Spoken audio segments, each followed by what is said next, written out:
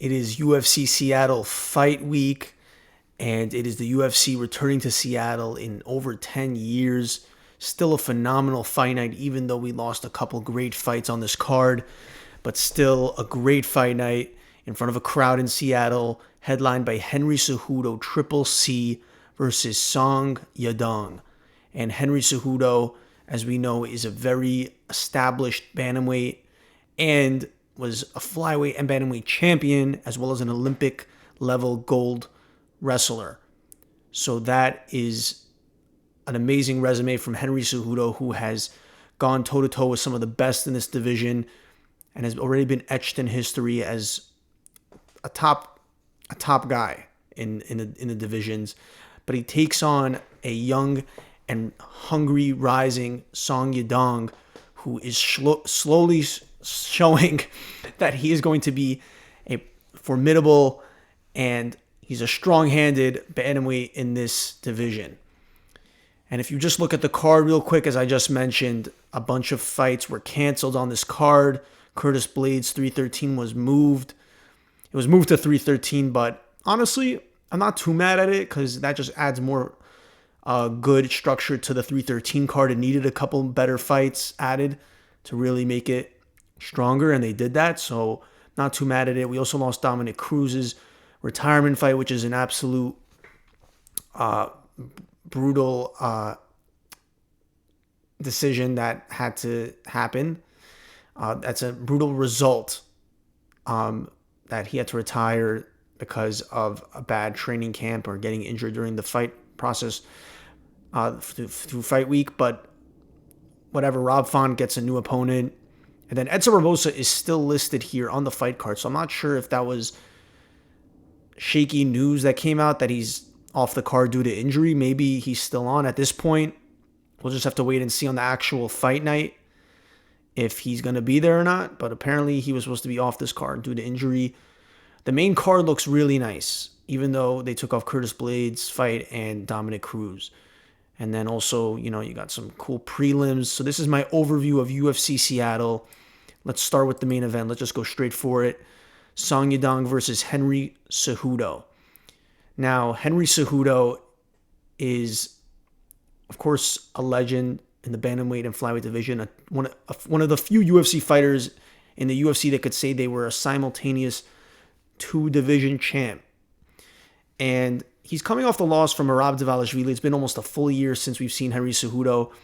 And when you look at that now, of course, that was not a bad loss at all to lose to Merab Dvalishvili. Now, sure, it's a two-fight losing streak because he lost to Aljamain Sterling before that, where he lost his belt. But losing to Merab is establishing himself as not just, of course he's the current champion, but he's also establishing himself as one of the greatest bantamweights of all time, potentially the bantamweight GOAT. Especially if he wins whoever he beats next, if he wins a rematch versus Peter Yan or Sugar Sean O'Malley, then potentially Alexandre Pantoja could move up and we could get a mega fight between the flyweight and bantamweight, which I think would be very exciting. Merab, his cardio, he earns the name The Machine. It's just crazy. He's a freak of nature. Seeing him beat Umar, who everyone was saying was going to come out and beat Merab, an undefeated fighter, and Umar is still an amazing fighter. I hope nobody believes that he's any kind of... I know nobody really believes he's any kind of fraud, because if you saw that performance, some people would say he won the first 3 rounds, and I think Umar still beats anybody else in the bantamweight division, which is even more impressive for Merab to beat him. So Merab is establishing the bantamweight GOAT. So when Henry Cejudo is losing to the bantamweight GOAT, that's not really leaving a bad... that's not a bad stain on Henry Cejudo's loss column to lose to Merab Dvalishvili. Merab's ran through the who's who of the bantamweight division: Peter Yan, Henry Cejudo, Umar, and Sean O'Malley. So yeah, Henry Cejudo, although if you look at his career, he has had a great career. Besides these 2 losses to Aljamain Sterling, Merab Dvalishvili, beat Dominic Cruz, one of the few people to say he beat Dominic Cruz, one of the few people to say they beat Demetrius Johnson, TJ Dillashaw, Marlon Moraes, Sergio Pettis, and William Rice. He went on this great win streak, and yeah, Henry Cejudo is an absolute legend in this sport. So, and he has the Olympic gold medal. I believe, and listen, I'm not one of these people that's fully. In fact, I'm going on this angle that I think Henry Cejudo is going to win. I think he's going to reestablish himself as someone who possesses the skills and experience and has been in these championship and 5-round level fights where he could go out and remind people what he's capable of and what he has done for the sport and show Yadong there's levels to this. I do not believe that this is going to be another case of a up-and-coming, young, hungrier contender beating the veteran guy who's been a former champion and is on the dipping end of his career, only to then lose another fight and possibly be put in a position where he probably needs to retire. I think Henry Cejudo is going to reestablish himself in this fight and remind us there's levels to this and beat Song Yadong. And Song Yadong, right, he's coming off the loss to Peter Yan, but other than that, he's put together some nice wins. He also lost to Corey Sandhagen, so he's only lost to some elite bantamweights. This is a stacked division right now, the bantamweight division.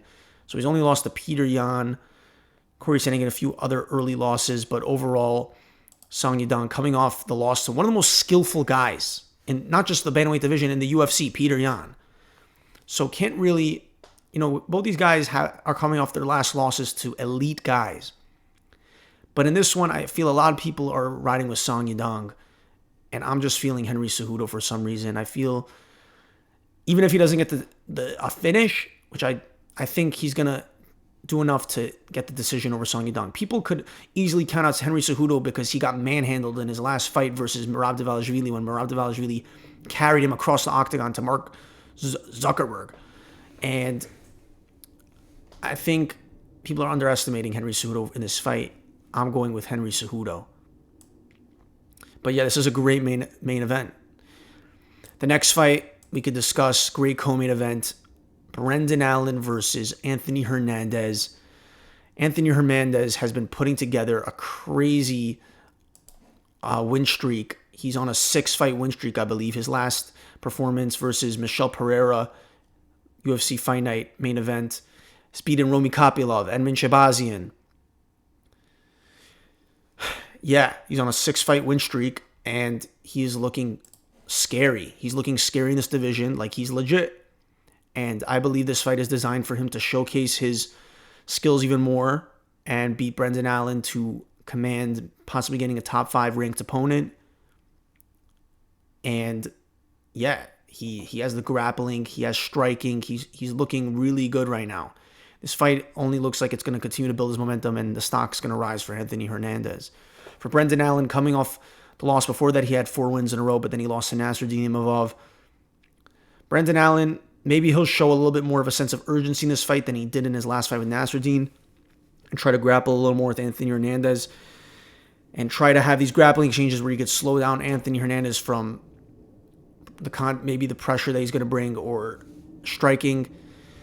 But ultimately, I see Anthony Hernandez beating Brendan Allen, continuing his win streak to 7, and bigger things for Anthony Hernandez. So this is a great co-main event between Anthony Hernandez and Brendan Allen. And then Gene Silva versus Melsik Bagdasaryan. Gene Silva, one of the fighting nerds, has not lost yet in his UFC, his time in the UFC. He has 2 losses on his professional fight record, but he has not lost in the UFC. He has won his 4 UFC fights so far, coming off the win from Drew Dober, where he pieced him up in a bloody, entertaining fight. And that's what started to put people on notice on Gene Silva and what he brings to the table, and has made people hyped for this fight. And like a guy like me, who did not know who Gene Silva was before that Drew Dober fight, or even who the fighting nerds were. And personally, my favorite fighting nerd is Carlos Prates, but a lot of people's favorite is also Gene Silva. He has not lost. He's continuing to represent the fighting nerds in a great way. None of them have lost. It's crazy. Kyle Baralio, Mauricio Rofi, Carlos Prates, and Gene Silva are going like through their current divisions like crazy right now, and they're on the up. And I don't think this fight is going to be any different for Gene Silva. Melsik Bagdasaryan, I am really not that familiar with him until now. He definitely seems like he could go the distance with Gene, but I think this is only going to be another showcase performance for Gene Silva to piece him up and exercise that violence that we know he can create. And I think Gene possesses more tools that he's going to use to basically do a masterclass on this guy, Melsik Bagdasaryan. Or I could be wrong. Melsik Bagdasaryan could stuff this guy. I'm really not sure if this guy is more of a wrestler, if he's going to stand with the striking. So, not really so familiar with Melsik, but Gene Silva, he has all the hype right now to continue to rise his stock. And after this performance, when people are watching at UFC Seattle, he's going to be in a... Yeah, some people are even calling for a ranked opponent for him now. So, this will be a fun fight for him, a fun featured fight for us to see Gene Silva really about it, which I believe he is. So he's going to go, and I believe he's going to beat Melsik Bagdasaryan, and he'll be definitely having a ranked opponent after this. So one of the fighting nerds, very exciting. Then Rob Font versus Gene Matsumoto. In most circumstances, people would probably want to go with the younger guy because he's undefeated. And this was a replacement, short notice replacement for Dominic Cruz pulling out. Rob Font was supposed to fight Dominic Cruz as Dominic Cruz's retirement fight. Just saw Rob Font at this past fight night. He shaved his head, I guess. He was walking out Calvin Kattar. So yeah, he's fighting. But in this case, I think Rob Font, he's obviously a veteran. He's gone through a bunch of guys in his career, and I believe that he's gonna make another case as to why undefeated fighters keep on losing their O this year. We've seen some of the best undefeated fighters. Well, not the best. I mean, Umar Nurmagomedov lost his O, but then you got Shara and Peyton Talbot losing their zeros. So not the year of the undefeated fighters right now. So I'm leaning more towards Rob Font, putting some reality check on Gene Matsumoto that there's levels to this and putting experience in to beat Gene. Then Edson Barbosa, we're not sure what happens with this fight, if it's still on the card or not. So yeah, Ion Kutalaba and Ibo Aslan. So Ion, I don't even know how to say his name. I'm just gonna, but the only reason I know this guy is because he's the one that paints himself like the Hulk in weigh-ins and pre-fight stare-offs, and he's pretty crazy. I've been seeing this clip circulating online of the time he fought Magomed Ankalaev, and Magomed got him with a couple strikes, and he was pretending to be wobbled on his feet and a little dazed. And he did that to such a point that the ref stopped it. And then he immediately was like, "What? Why'd you do that? Like, I was just playing with him." Like, I didn't understand necessarily why. This guy is definitely trying to, like, put on a show. He's trying to be entertaining, trying to make a name for himself, having these moments, like painting himself green like the Hulk and doing such a thing in the moment. But that was just a stupid moment by him when he lost to Magomed Ankalaev. And he's just one of these guys that is just going on and off with his career. He wins some, he loses some, loses to the more to names that are above him, honestly, and probably is only being the guys that are below him. But he's definitely a marauder. He's definitely someone that is looking to just put on a performance and have some high-level, heavy-hitting exchanges with his opponents and get into the striking. And I think this is going to be no different. This is going to be a slugfest. Ibo Aslan has a lot of hype right now. He's 14-1. He's coming off a first-round TKO at UFC 308. Ended up being like the featured prelim, and he pieced up that guy. He pieced him up. It was really impressive, and I think that's going to be no different here. I don't see this guy, Kutalaba, piecing up Ibo. I see Ibo piecing up this guy on the feet. Maybe it goes the full distance, all 3 rounds. Should be a great striking matchup, and Ibo will continue his amazing win streak. And then you got the main card opener, Alonzo Menefield taking on Julius Walker. They moved Alonzo over to this card from UFC London so they could fill in this card and piece it back together before it fell apart. And I have no idea who Julius Walker is. I mean, he has a black silhouette here, so that's going to be his debut. And then Alonzo Menafield. So don't know much about Alonzo Menafield, but I think he's going to win. And hopefully he just gives us something exciting to open up this main card. I'm feeling Alonzo Menafield. This guy looks like he could be some type of way in this fight.